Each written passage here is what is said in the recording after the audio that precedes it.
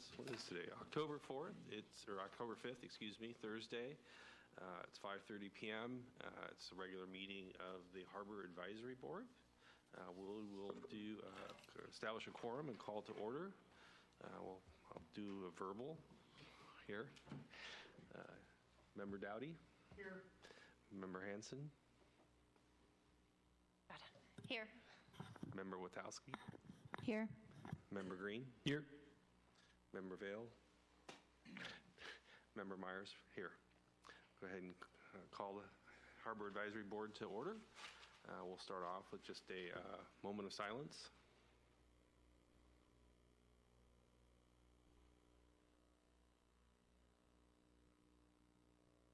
All right, next up, we'll do the Pledge of Allegiance.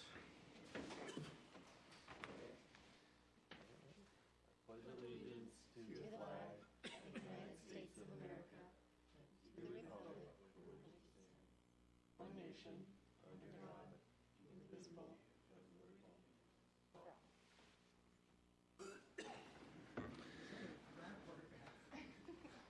All right. Next up, we'll start with the board member liaison announcements and outreach reporting. I'll start on my right with Member Witowski.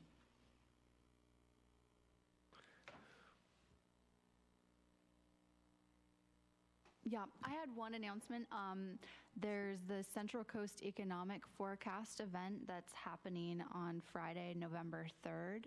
It's an annual event put on by the Central Coast Economic Forecast Board and provides an annual look forward to economic expectations for the Central Coast in our county. It's a great event, and I highly recommend anyone who's interested attend. All right, thank you. Member Green? A few things.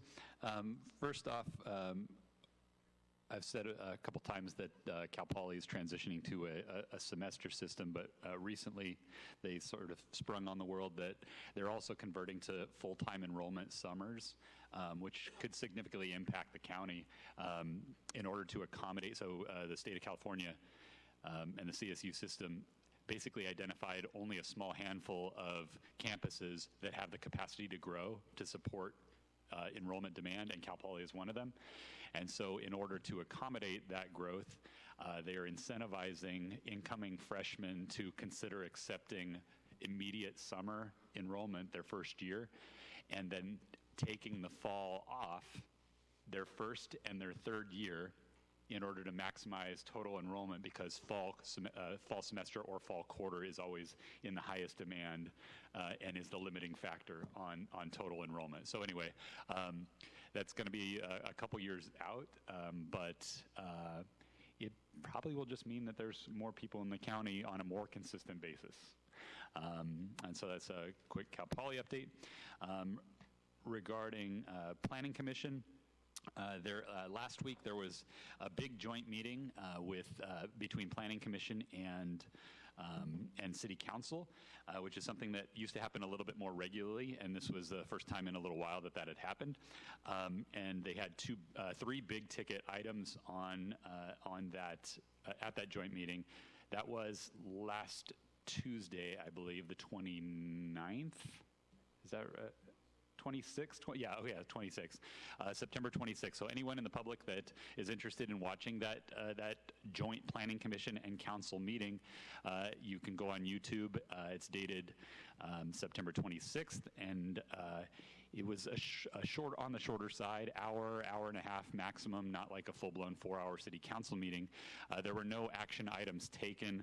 The three items that were basically informational we started off with an update from Ted. Ted did a wonderful job explaining a really complicated, basically the latest of what's been going on with offshore wind, and synthesizing all that complicated information together for Planning Commission and Council and the general public.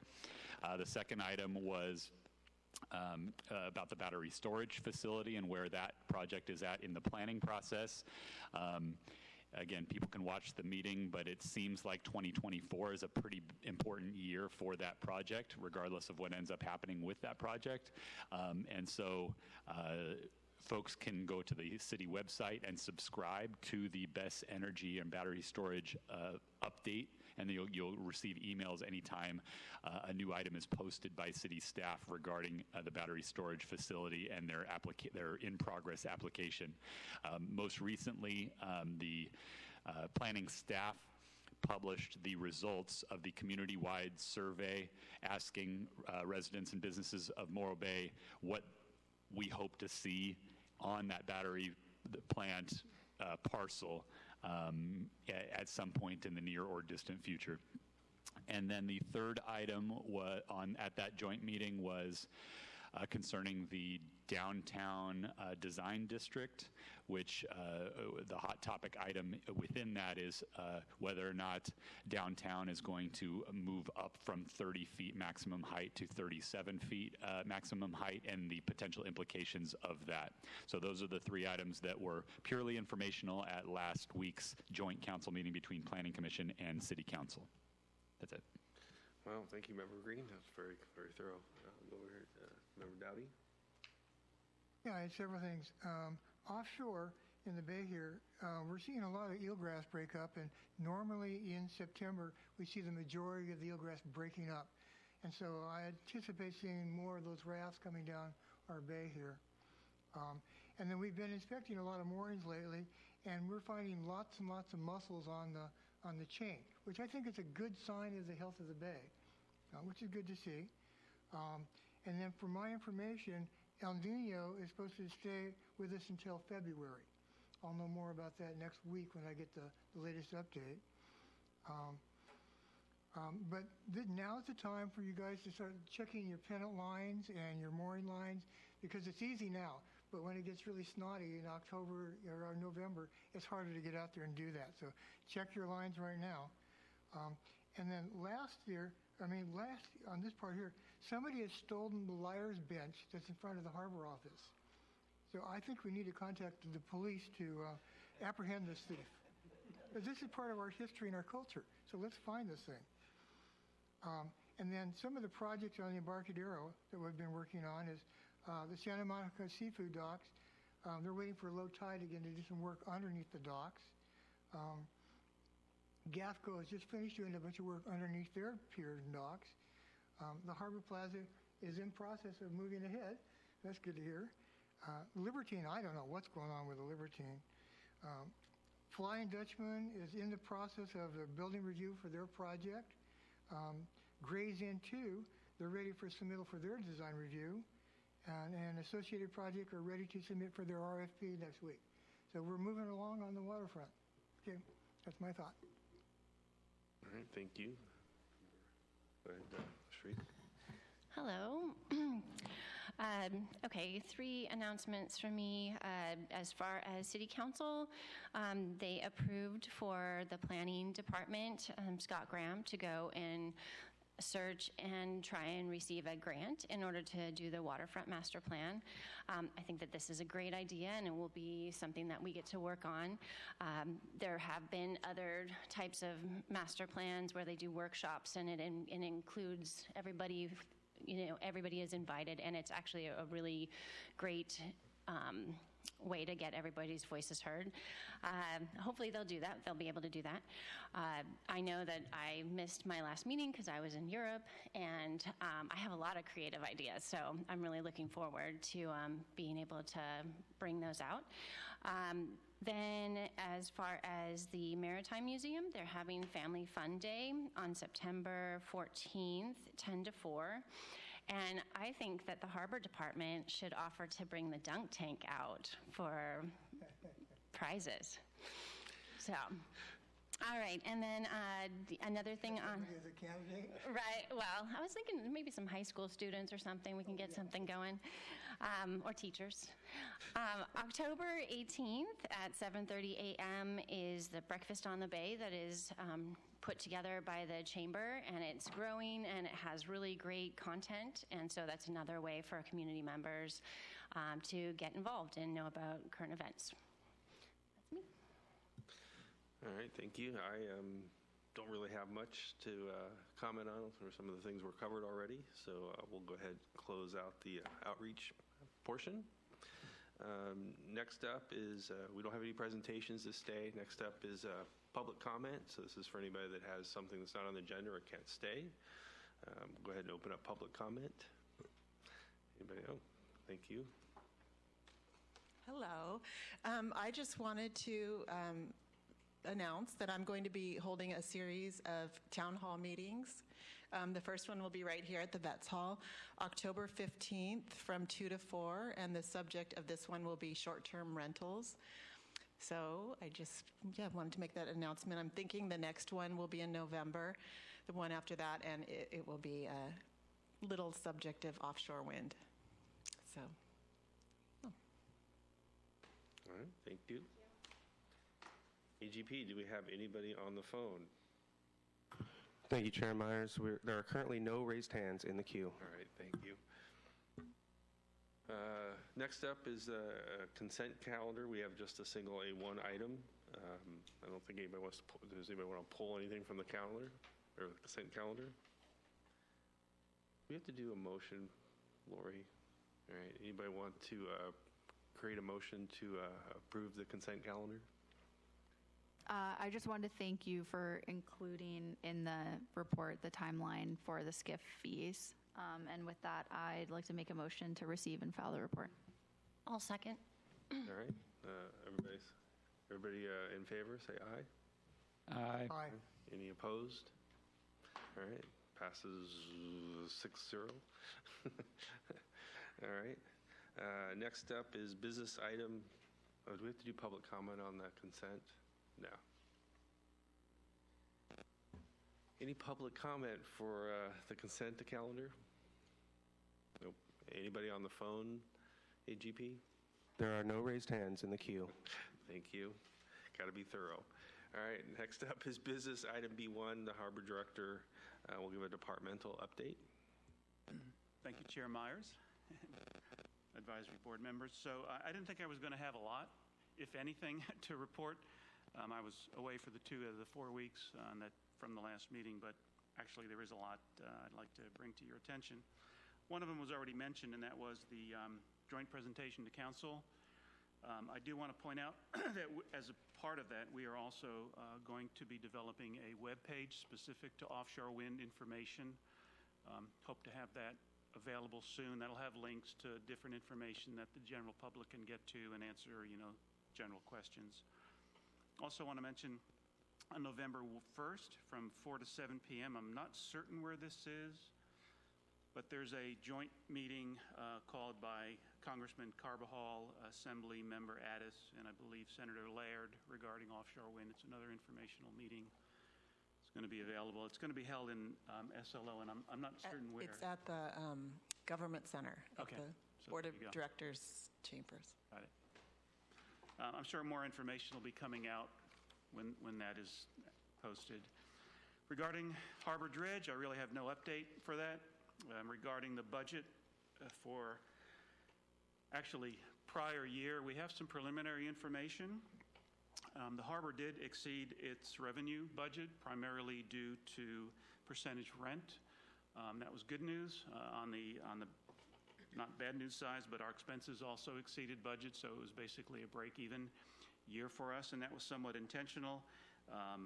We spent money in areas that were not intended based on the prior budget, which was prior director's budget, not my budget, and we found different areas that we felt like were important, and we needed to get those areas covered. Our attorney expenses were up, of course, because there was a lot of real estate negotiations that occurred during that past year, and I think we're going to see that again this year. Let's see, what else? So we are moving forward with the dock repairs, the commercial fishing dock repairs. I think as I've reported in the past, the harbor budgeted $200,000. Commercial Fishing Organization granted us another $100,000. That's going to get us started. The plan is to do a complete refurbishment of all of the commercial fishing docks. It's going to start in the next month. You're going to see progress with that, and that's going to be a pretty substantial repair process, replacing floats, replacing torsion bars, replacing hardware, and replacing all decks. So our plan is to go through all of the commercial fishing docks and put them in a position where they can last another 10 years, give us a little bit more time to have a final plan for replacement. We expect to receive our vehicle that we ordered. This is a replacement vehicle for one of the Harbor Patrol trucks. I should be coming in the next 4 to 6 weeks, so you'll be seeing that soon. We're also just put Harbor Patrol Vessel 3869 off water to have the fire system installed. That was planned, and that funding is available for us to get that done. Regarding harbor infrastructure, we are going to be reviewing the DBW grant boat ramp replacement project, as well as the Beach Street dock replacement project, and see whether or not we truly have the funding necessary to finish those projects. So that's going to occur with Public Works next week.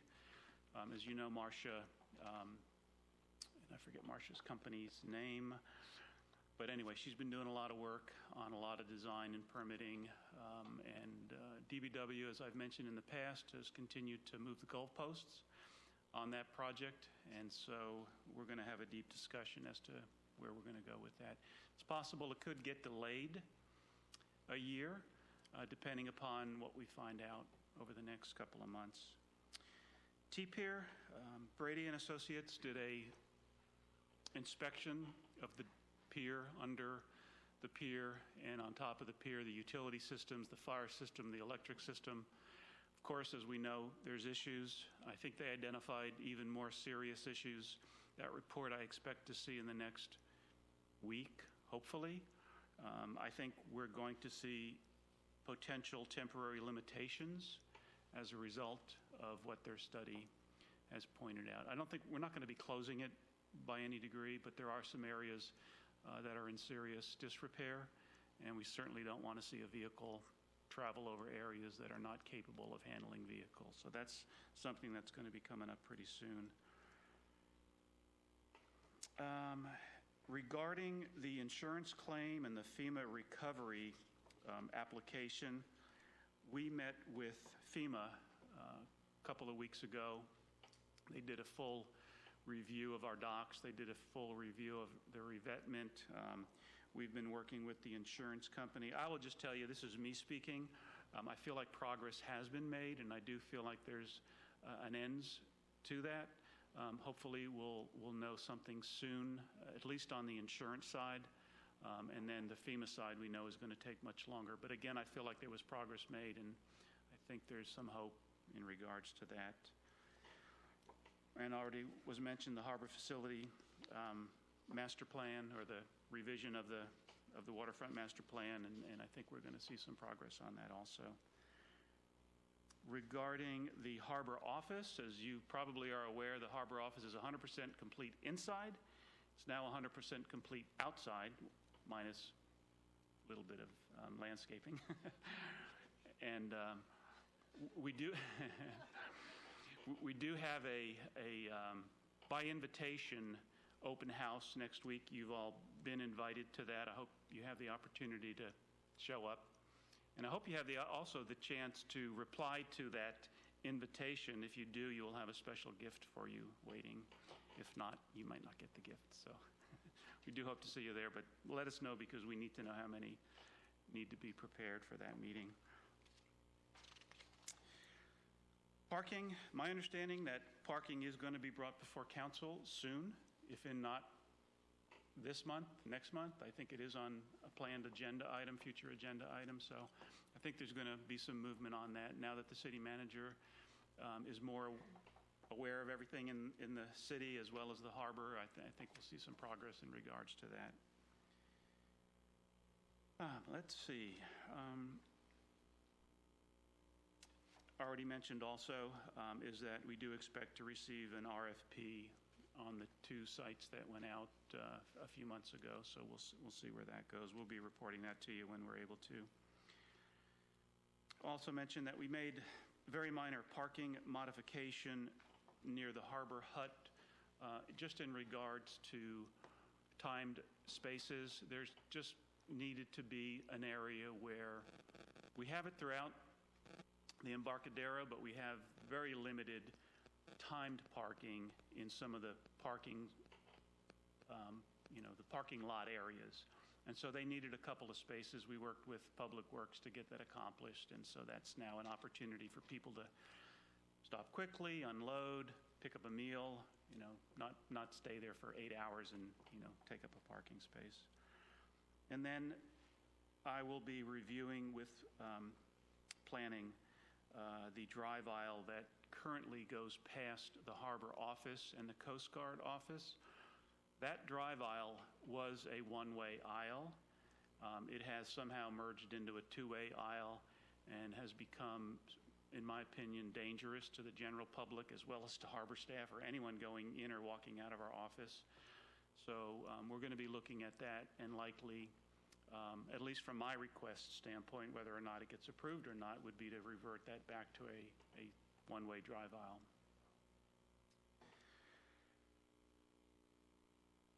Grants, you'll see on the council agenda Tuesday that we have applied for and received a DBW grant for $38,000.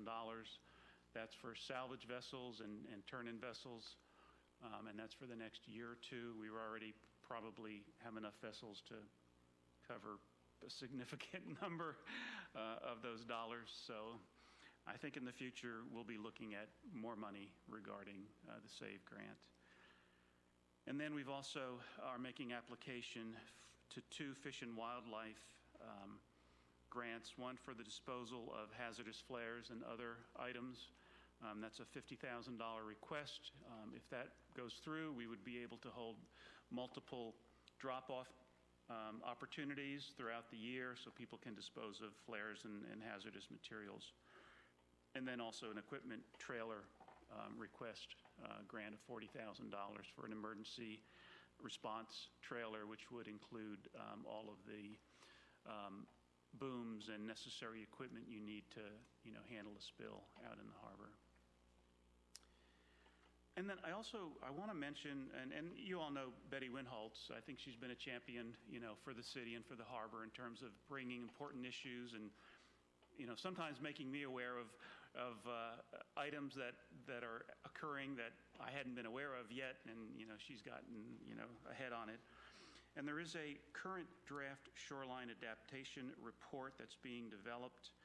There's a comment period that ends on October 16th, so it's pretty close, and that is shoreline comments at slc.ca.gov, and that has to do with the Coastal Commission and basically shoreline adaptation to sea level rise and making certain that your plan meets those requirements. And according to Scott Graham, I had contacted him as soon as I heard about it, and he basically indicated that our LUP, which is our local something program, coastal plan, that we basically meet most of the conditions that they're requiring anyway. So we've been pretty much advanced in regards to seeing that our adaptation meets the current coastal requirements that are coming out pretty soon.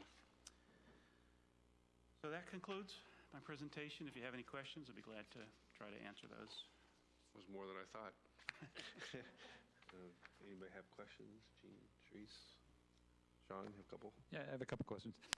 First up, we know city attorney fees are a big ticket item, hours-wise, against our budget and everyone's budget. And you mentioned that we have to go, from the Harbor Fund perspective, have to go out of pocket on lease negotiations. Is that in any way split with other departments, or is that exclusive to us? And sort of a follow-up on that, when the city attorney does any work regarding CDP changes or enforcement, any kind of coastal commission communications, any offshore wind communication, battery storage facility, FEMA communication, and or parking, how is that distributed? And that's a good question. So we have a certain budget for specific harbor legal issues. Of course, the leases, anything having to do with any state lands lease, the city attorney is going to charge us for. We're only charged for harbor issues and not for city issues. So if you're talking about like BES and storage and those issues, those are not harbor charged issues. It's going to have to be specifically related to the harbor. So offshore wind, if it pertains to the harbor, we'll be charged for it. But if it pertains to the city, they'll be charged for it. Another question I had, you brought up parking and a change in front of Harbor Hut. If residents are or businesses are in any way sort of concerned about individual businesses or parcels along the waterfront sort of taking ownership of public parking spaces, who's the best entity to reach out to? Is that a code enforcement issue? Is that a public works? It seems to be an ongoing small to medium pattern that people are asking about. Yeah, you can always contact the harbor. It's going to more than likely fall into code enforcement, where we would then make a contact. But we want to know about it also, because if it's one of our leaseholders and we can make contact with them and say, hey, this isn't, the way to use those spaces, we want to be able to know about it. So. And then one more that's not necessarily I guess it's a kind of a question. You mentioned the drive aisle and the potential dangers of the two-way versus the one-way. It is my understanding that the three most proximate adjacent leaseholds along that drive aisle may have lease obligations in the neighborhood of $80,000 within the next couple years that may be, for budgeting reasons, an opportunity to apply those funds as part of a safety transportation harbor walk improvement, because I believe that might be written into those leaseholds.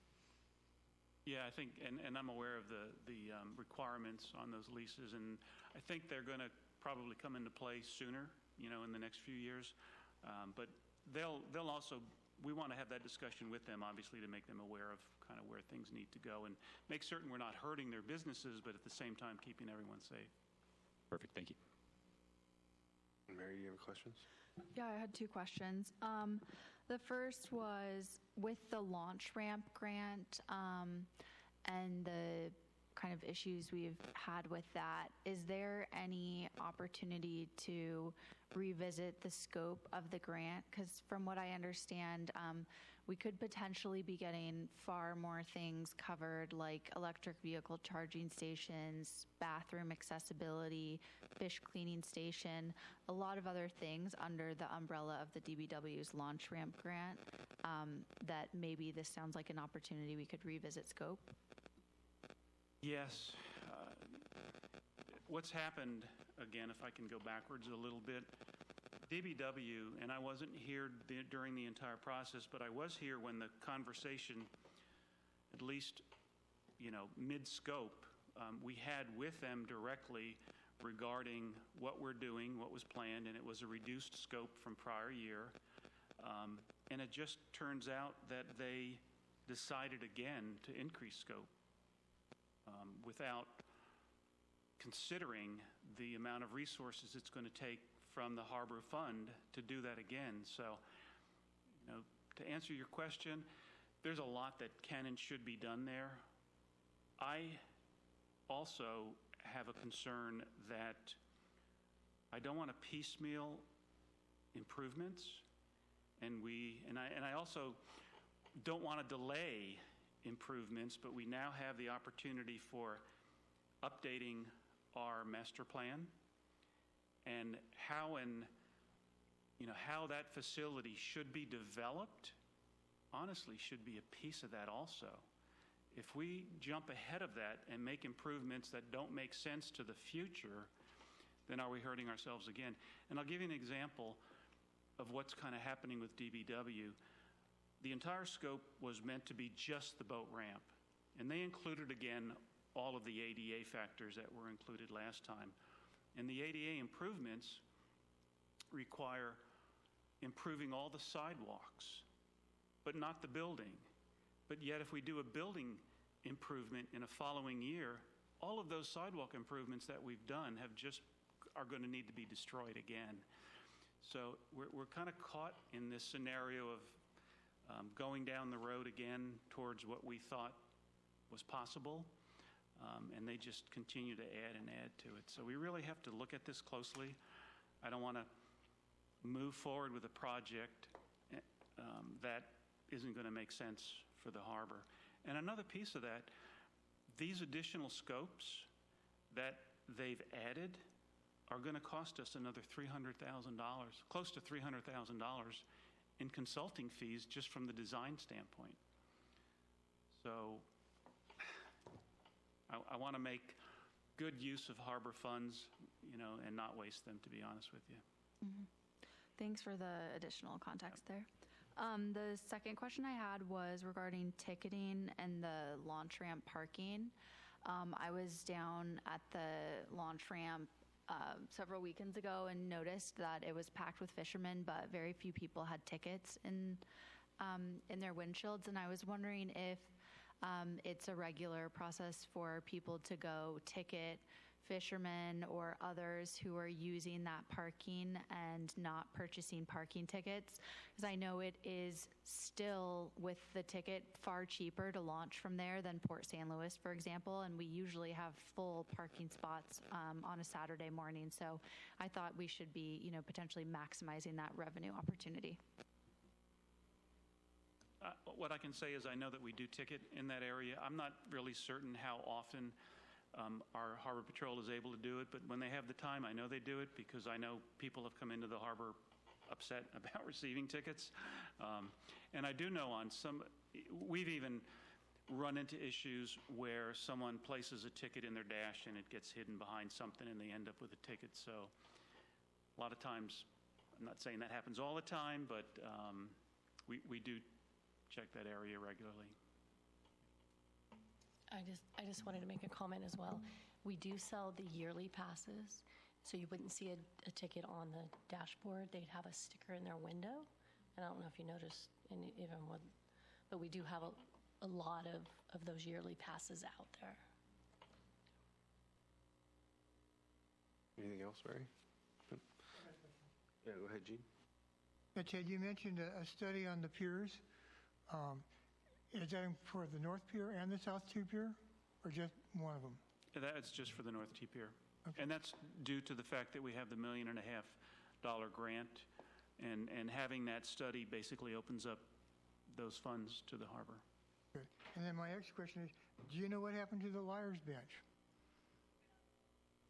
It's a small thing, but it's part of our history. Yeah, it's my understanding, and I'll take full responsibility, although I don't know the whole answer to this.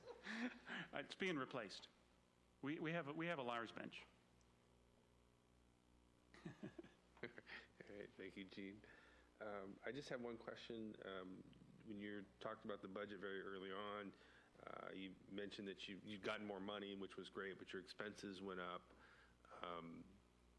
Is the expenses, more one-time things, or do you expect the expenses to continue to climb in future fiscal years?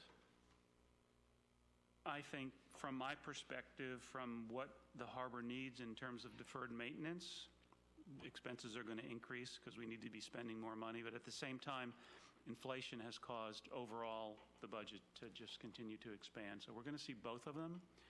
I guess this is more capital projects than, reoccurring costs. Yes and no.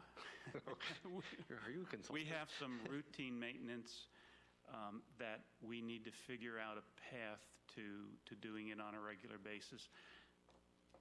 To give you an example,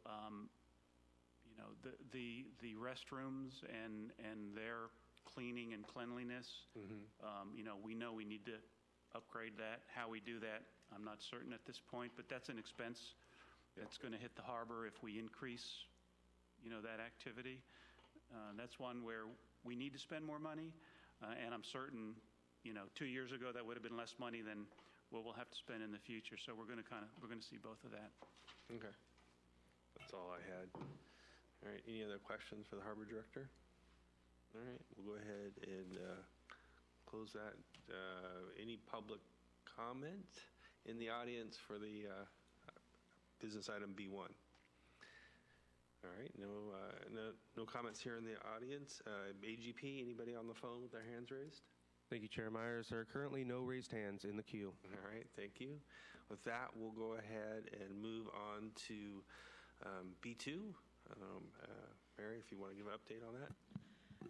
Yeah, we were unable to finalize this report in the final period. And for this update, I'd like to recommend, since Captain Jeremiah is now out, that we add or consider adding a different third member to the ad hoc committee. So that is my update, just so we can kind of prepare that report. I know, Cal, you might have previously been interested, and I would love your project management skills in helping to close this. But I would be happy to volunteer. I don't know if anybody else has interest in that at this point. I guess question for Lori is changing the membership of ad hoc as long as we stay below the Brown rules, especially since Jeremiah's not all right. We don't need to vote on that or anything like that? Nope. All right, I'll help you out. Again, Mary and I had discussed this previously, and we'd like to get this, a ribbon put on it and get a report put into the agenda for next month, for the November meeting. Any other questions about that?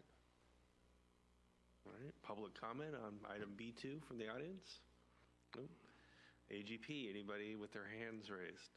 There are no raised hands in the queue. All right, we'll close out item B2. B3, be myself and Chris. Quick update on that. We've done a lot of research on looking at the use of the water, primarily jumping off the pier, swimming in the bay. The conclusion that we've come to in the research is that some of the busier harbors that are similar to us, they have a lot of rules and regulations around that, and they do a lot of active enforcement on both of those topics. But their harbors are also much busier.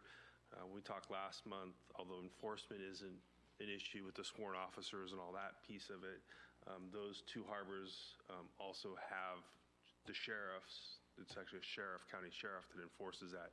So they lean more towards enforcement. If we look at other harbors that have much smaller traffic, a little less dangerous per se, they don't have rules in it. So we're kind of leaning to, if it hasn't been a problem the last couple decades, why should we make changes now?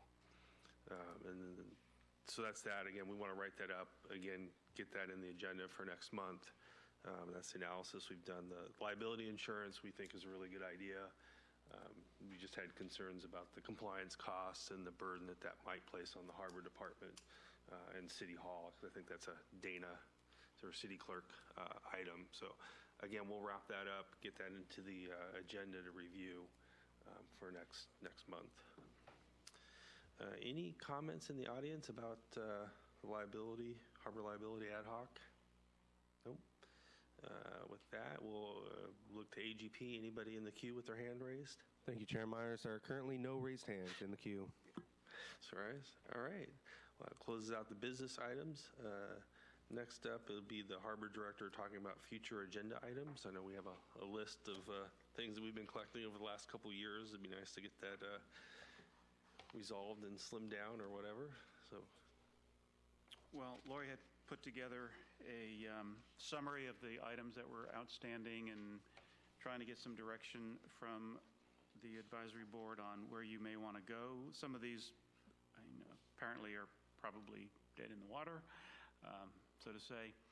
But if you want to go down them one by one and give us some direction on or discussion, sure, we can certainly have. I do want us to just remember our charge as a harbor advisory board and what areas we are and are not I think get involved in. Yeah, some of these ones I think are sort of overcome by events and other initiatives. Some of them I think can just get crossed off. I'm just going to kind of run through them. If people have comments, go ahead and speak up. But the wind energy is sort of covered by the offshore winds. I don't think an ad hoc make sense, or another topic? Okay, so we can probably scratch that one. Embarcadero Business District for Harbor Fund. I think we would have to get direction from council to do something like that. I would think so. We can just, I don't know if we want to leave it as a placeholder or just totally cross it off. I don't know. Does anybody have any? We can just leave it and see if that comes Yeah. up as an item. Yeah, RV. That's Let's whack that one out. It's a been dead item. determined, yeah. Similar thing with the Right. RV camping. It was a hot Yeah. topic back before. Vista Battery, I think, kind of falls in the same offshore wind, so I don't think, unless we get asked by council, but I don't foresee that happening. TOT kind of falls into the same category as the T-bid. This would be direction from council if we wanted to investigate sharing the TOT tax with the Harbor Fund. That creates a whole lot of other drama. That would be something we would need direction You would from need there. So direction on I would that. say we would leave it on there, but the same status as the Right. as a harbor district. Ironman's subcommittee. I know there was a lot of, last time when this came up, there was some post-business review that was supposed to happen. So there still is a planned post-review of the Ironman event. I think it has been postponed to November. I think it's going to happen in November. So that will be an opportunity for the general public to comment on that, and then if there's some direction from council to, Yeah. look at that, we certainly can do it So at that time. that's a possibility. Just- So I think, Question about that one. Does that, it's in May, right? So is the plan to have the readout and then potentially look whether Ironman met expectations according to their contract and see if there's opportunity to renegotiate or a need to renegotiate the contract? I think it's more about, I believe it's more about impact, from a financial impact to the city. Did it produce what was anticipated, what was expected? You may already be aware that the next 2 years, the day has been changed from a Saturday to a Sunday. So that's a change that we're hoping, again, is going to be positive.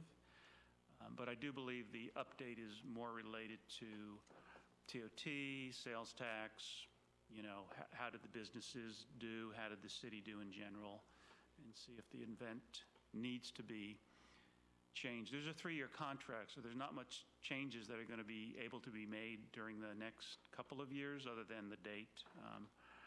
But I do think if things progress the way it looks like it went, this might be an ongoing opportunity to do something a little better for the city in regards to the contract. any other questions about that? So yeah, again, I think it's something that we have a lot of passion for, because it did affect a lot of the harbor area. So hopefully once the report comes out in November, maybe a December item or into 2024. So again, leave it on there as a potential. The goals, I think, when you started in January, there was a little bit of a gap from, the city was in the process of doing goals. We had some ad hocs that kind of languished for a while. And just to be frank, about the first 6 months, there was some angst on our side, and we expressed that to you. I think when the next city goals session comes up, which would be in 2025, I'm assuming that we would, whatever position we're in, we'd have that continuity that we kind of lacked last time. So with all that said, I kind of want to scratch it off, but I also want to look at it from a lessons learned perspective, because I'd hate to put the next round of HAB members in that same drama. So I don't know if it's... Yeah. Yeah, I don't think it's anything, because like I said, what's the next goal setting session for councils? It's every 2 years, right? So it'd be at 25. SCIF program, I think that's in there. We can cross that off, I think. Or do you want to? I would suggest that we report on milestone completion according to the timeline. Would it make sense to have it as a separate agenda item? Or just leave it in the department? It's pretty much till, it's all through 2024. I mean, there's like 5 or 6 dates in there. The next milestone would be December. So we won't have a December meeting, so right? Do we have a December meeting? So we don't have a November meeting. Oh, We sorry. do have a December Okay. meeting. No January meeting. So we don't meet in November?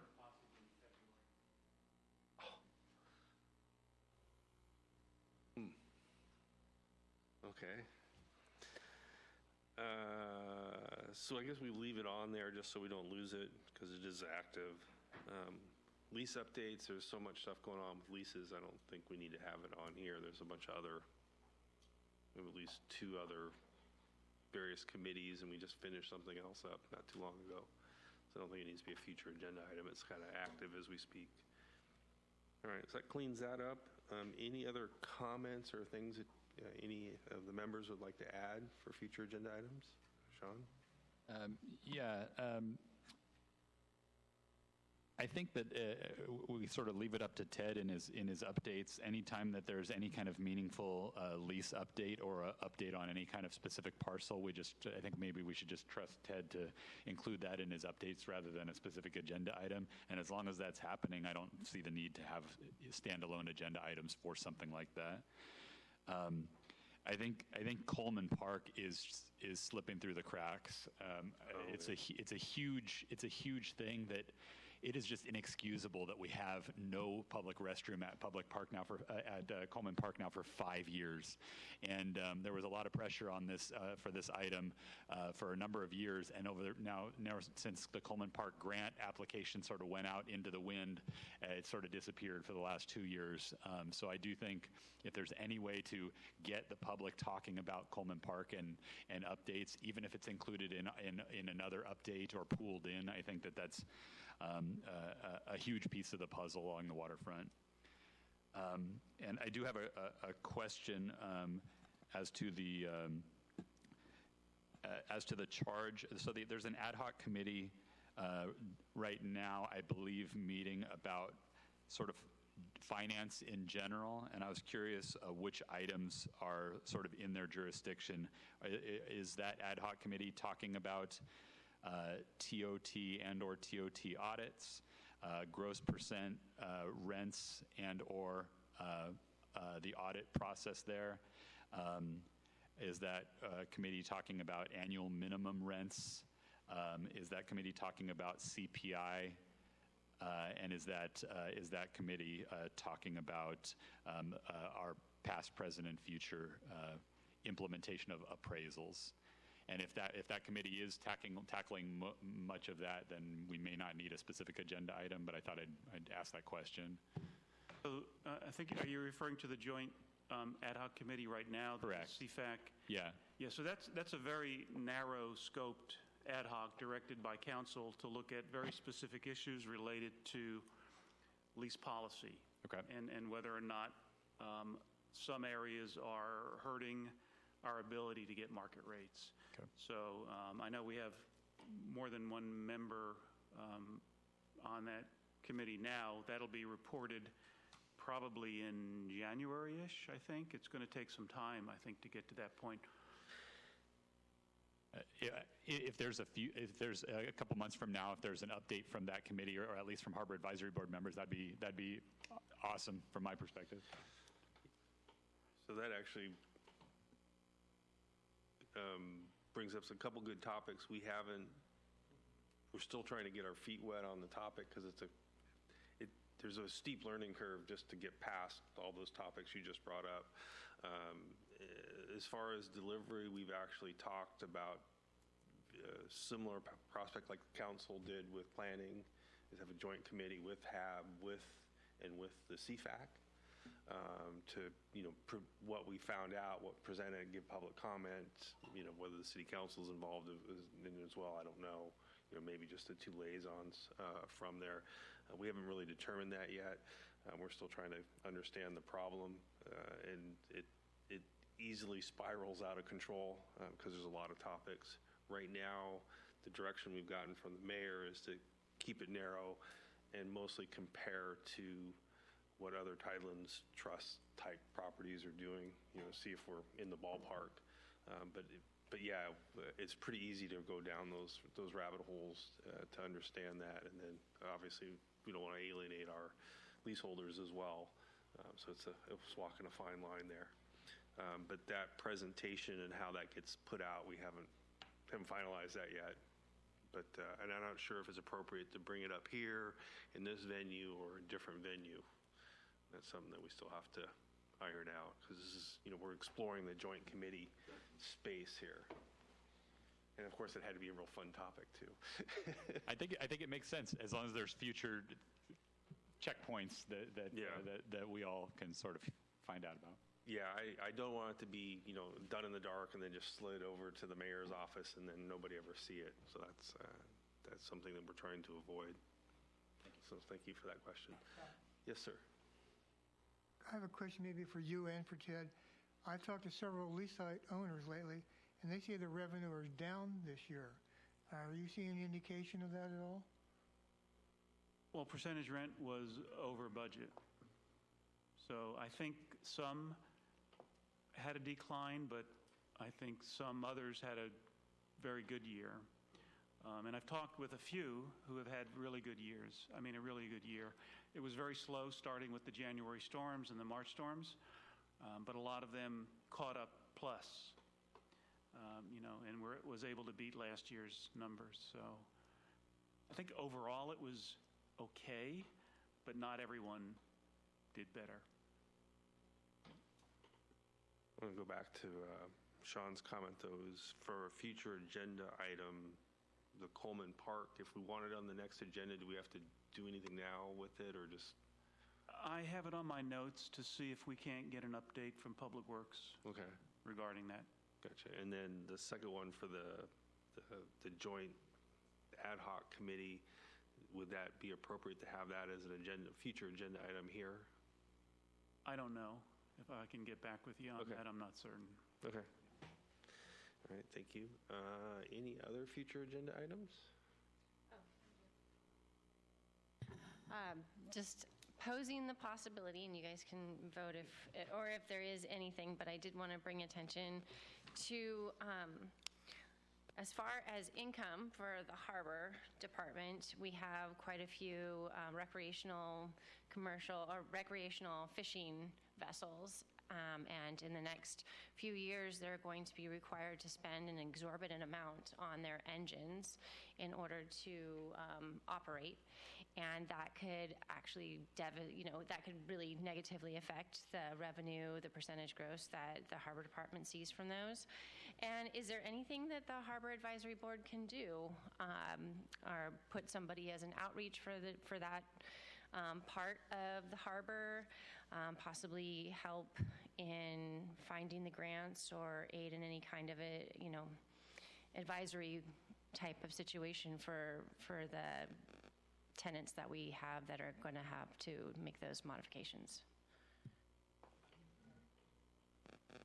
I think what could be done, and you all have an opportunity at the start of every meeting to discuss important issues, would be to bring that forward, especially if there's comment periods regarding any legislation that is currently being looked at or any of the laws that are coming into play.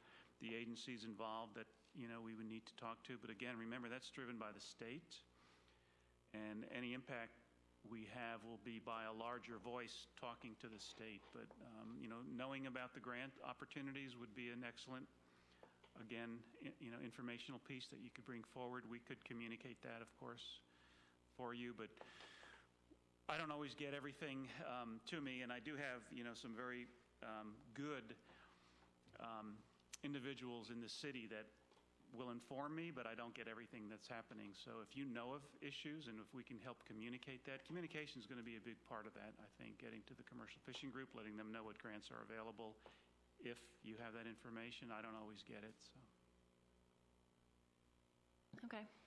So we'll just a while ago, we talked about outreach groups, and so maybe I'll just talk to Jeremiah and Chris and see if they might want to keep that as a follow-up thing for their announcements for every meeting. And that's what I just wanted to add into items. All right, thank you, Charisse. All right, with that, I think we'll go ahead and, is there anything I'm missing, Lori? Could you just read off the ones you want to keep?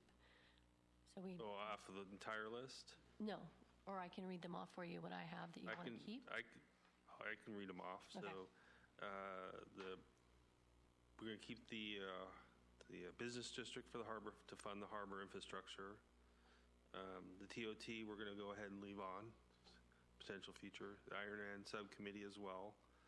The goal work planning process will stay on for now. Probably won't do anything with it for a while.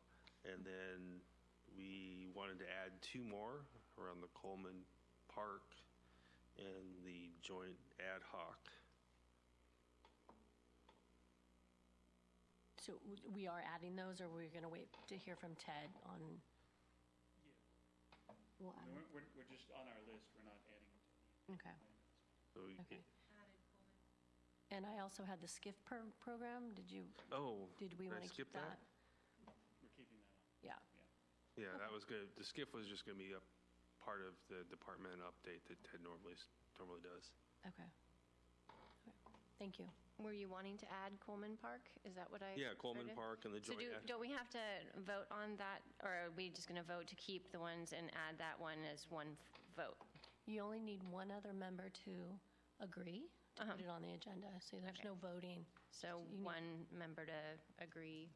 I Sean. think, yeah, I agree with Sean. Yeah, easy peasy. Yeah. We'll have to do a couple more business items, but that's all right. That concludes the meeting. It's, 6:30? Oh, any public comment? Oh, sorry, yes. Chuck Lawson again.